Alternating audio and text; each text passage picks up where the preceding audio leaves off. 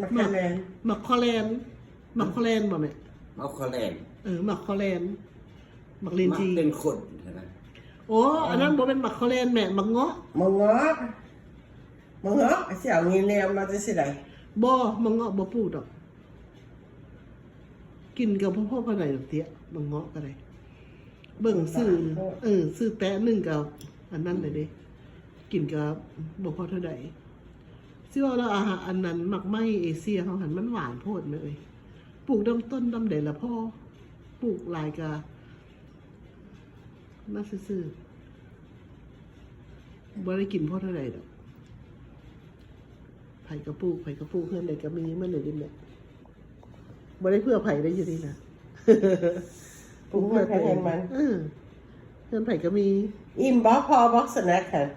เอาน้ำล้างมากินล้างปากเนาะขนมพ่อบ่แม่เอาอีกบ่ขนมพ่อบ่พอแล้วบ่ขนมค่ะ